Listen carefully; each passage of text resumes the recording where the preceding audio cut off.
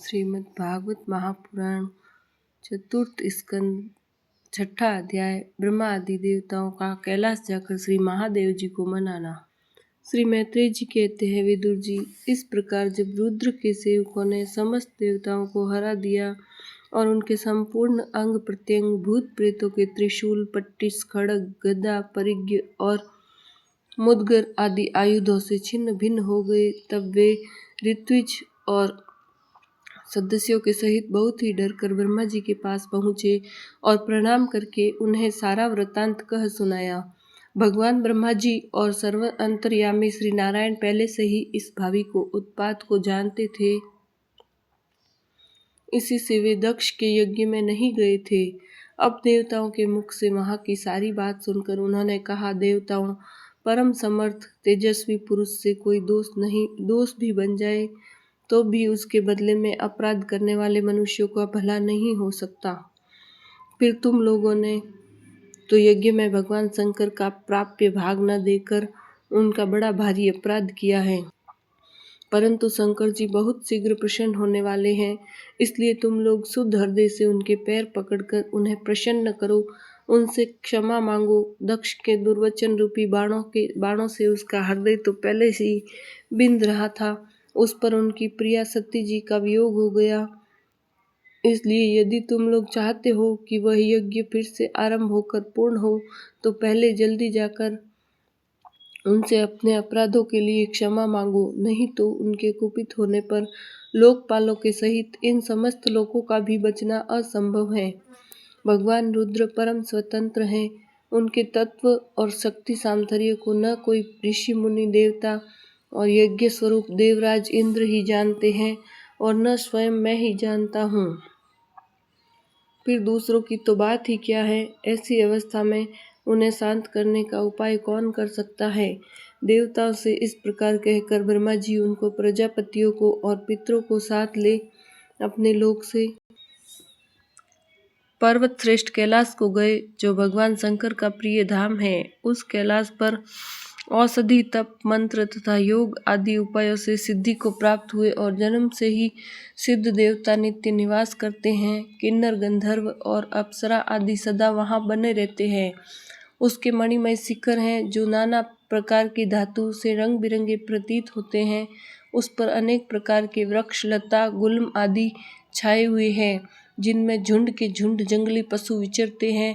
वहाँ निर्मल जल के अनेकों झरने बहते हैं और बहुत सी गहरी कंदरा और ऊंचे शिखरों के कारण वह पर्वत अपने प्रियतमों के साथ विहार करती हुई सिद्ध पत्नियों का क्रीड़ा स्थल बना हुआ है।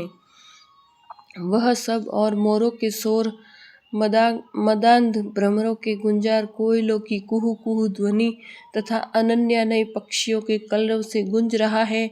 उसके कल्प वृक्ष अपनी ऊंची ऊंची डालियों को हिला हिला कर मानो पक्षियों को बुलाते रहते हैं तथा हाथियों के चलने फिरने के कारण वह कैलाश स्वयं चलता हुआ सा और झरनों की कलकल ध्वनि से बातचीत करता हुआ सा जान पड़ता है।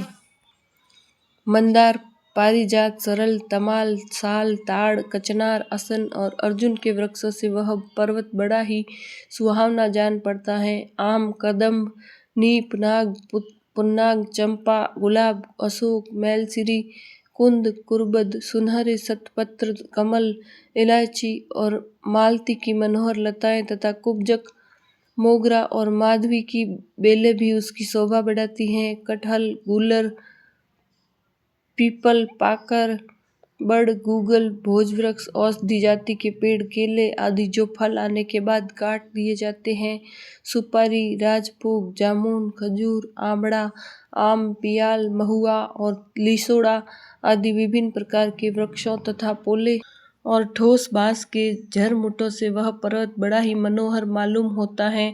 उसके सरोवरों में कुमुद, उत्पल, कलहार और शतपत्र आदि अनेक जाति के कमल खिले रहते हैं। उनकी शोभा से मुग्ध होकर कलरव करते हुए झुंड के झुंड पक्षियों से वह बड़ा ही भला लगता है।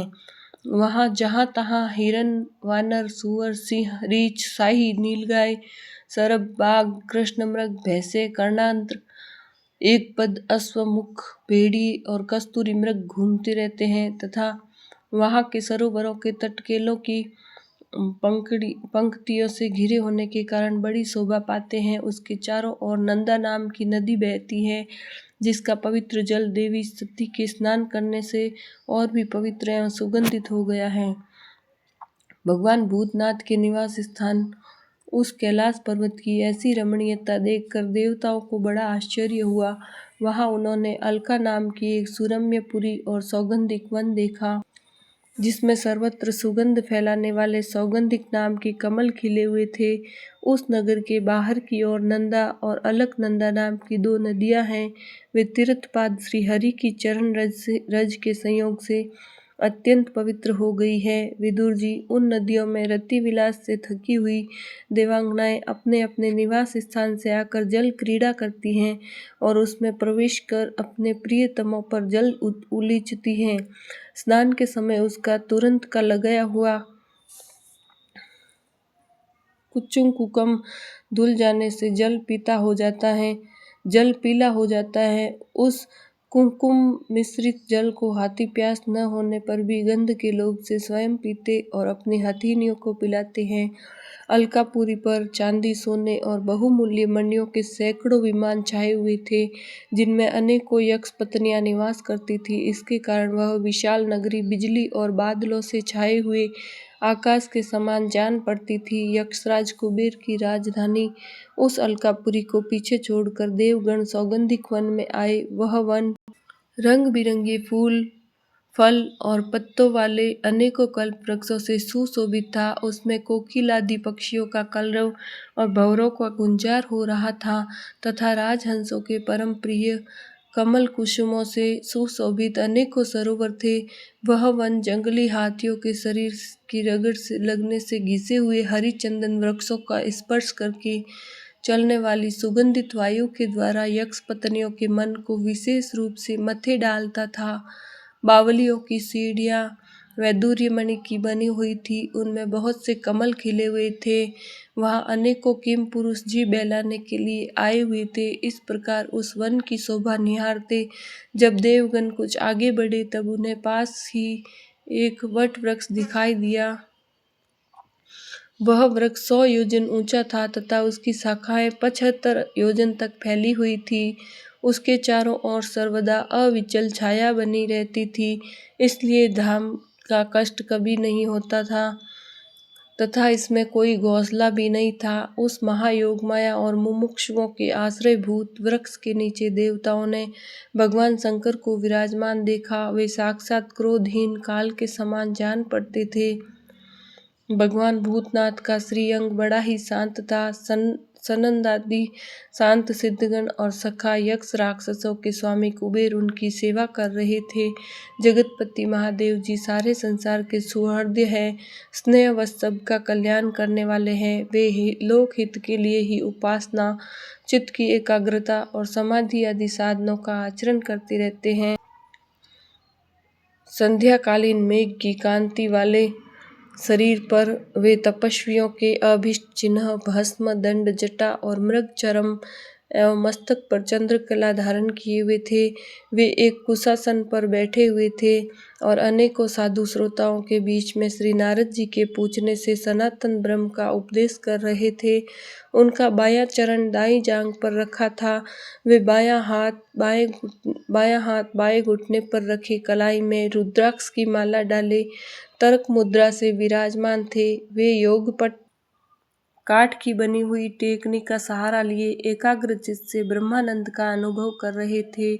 लोकपालों के सहित समस्त मुनियों ने मननशीलों में सर्वश्रेष्ठ भगवान शंकर को हाथ जोड़कर प्रणाम किया। यद्यपि समस्त देवता और दैत्यों के अधिपति श्री महादेव जी के चरण कमलों की वंदना करते हैं, तथापि वे श्री ब्रह्मा जी को अपने स्थान पर आया देख तुरंत खड़े हो गए और जैसे वामन अवतार में परम पूज्य विष्णु भगवान कश्यप जी की वंदना करते हैं, उसी प्रकार सिर झुकाकर उन्हें प्रणाम किया। इसी प्रकार शंकर जी के चारों ओर जो महर्षियों सहित अनन्यानय सिद्धगण बैठे थे, उन्होंने भी ब्रह्मा जी को प्रणाम किया। सबके नमस्कार कर चुकने पर ब्रह्मा जी ने चंद्रमौली भगवान से, जो अब तक प्रणाम की मुद्रा में ही खड़े थे, हंसते हुए कहा, श्री ब्रह्मा जी ने कहा, देव, मैं जानता हूँ आप संपूर्ण जगत के स्वामी हैं, क्योंकि विश्व की योनि शक्ति प्रकृति और उसके बीज शिव पुरुष से परे जो एक रस पर ब्रह्म है वह आप ही हैं। भगवान, आप मकड़ी के समान ही अपने स्वरूप भूत शिव शक्ति के रूप में क्रीड़ा करते हुए लीला से ही संसार की रचना, पालन और संहार करते हैं। आपने ही धर्म और अर्थ की प्राप्ति कराने वाले वेद की रक्षा के लिए दक्ष को निमित्त बनाकर यज्ञों को प्रकट किया है। आपकी ही बांधी हुई ये वर्णाश्रम की मर्यादाएं हैं, जिनका नियमनिष्ठ ब्राह्मण श्रद्धापूर्वक पालन करते हैं। मंगलमय महादेश्वर, आप शुभ कर्म करने वालों को स्वर्ग लोक अथवा मोक्ष पद प्रदान करते हैं तथा पाप कर्म करने वालों को घोर नरकों में डालते हैं। फिर भी किसी किसी व्यक्ति के लिए इन कर्मों का फल उल्टा कैसे हो जाता है। जो महानुभव आपके चरणों में अपने को समर्पित कर देते हैं, जो समस्त प्राणियों में आपकी ही झांकी करते हैं और समस्त जीवों को अभेद दृष्टि से आत्मा में ही देखते हैं, वे पशुओं के समान प्रायः क्रोध के अधीन नहीं होते। जो लोग भेद बुद्धि होने के कारण कर्मों में ही आसक्त हैं, जिनकी नीयत अच्छी नहीं है, दूसरों की उन्नति देखकर जिनका चित्त रात दिन कूढ़ा करता है, और जो मर्म भेदी अज्ञानी अपने दुर्वचनों से दूसरों का चित्त दुखाया करते हैं, आप जैसे महापुरुषों के लिए उन्हें भी मारना उचित नहीं है, क्योंकि वे बेचारे तो विधाता के ही मारे हुए हैं। देव, भगवान कमल नाभ की प्रबल माया से मोहित हो जाने के कारण यदि किसी पुरुष कभी किसी स्थान में भेद बुद्धि होती है, तो भी साधु पुरुष अपने पर दुख कातर स्वभाव के कारण उस पर कृपा ही करते हैं। दैववश जो कुछ हो जाता है वे उसे रोकने का प्रयत्न नहीं करते। प्रभु, आप सर्वज्ञ हैं। परम पुरुष भगवान की दुस्तर माया ने आपकी बुद्धि का स्पर्श भी नहीं किया, अतः जिसका चित्त उसके वशीभूत होकर कर्म मार्ग में आसक्त हो रहा है, उनके द्वारा अपराध बन जाए तो भी उन पर आपको कृपा ही करनी चाहिए। भगवान, आप सबके मूल हैं, आप ही संपूर्ण यज्ञों को पूर्ण करने वाले हैं। यज्ञ भाग पाने का भी आपको पूरा अधिकार है। फिर भी इस दक्ष यज्ञ के बुद्धिहीन याजकों ने आपको यज्ञ भाग नहीं दिया, इसी से यह आपके द्वारा विध्वस्त हुआ है। अब आप इस अपूर्ण यज्ञ का पुनरुद्धार करने की कृपा करें प्रभु। ऐसा कीजिए जिससे यजमान दक्ष फिर जी उठे, भगदेवता को नेत्र मिल जाए, भृगु जी के दाढ़ी मूछ आ जाए और पूषा के पहले के ही समान दांत निकल आए। रुद्रदेव, अस्त्र शस्त्र और पत्थरों की बौछार से जिन देवता और ऋत्विजों के अंग प्रत्यंग घायल हो गए हैं, आपकी कृपा से वे फिर ठीक हो जाए। यज्ञ संपूर्ण होने पर जो कुछ शेष रहे, यह सब आपका भाग होगा। यज्ञ विध्वंसक, आज ये यज्ञ आपके ही भाग से पूर्ण हो। बोली श्री कृष्णचंद्र भगवान की जय।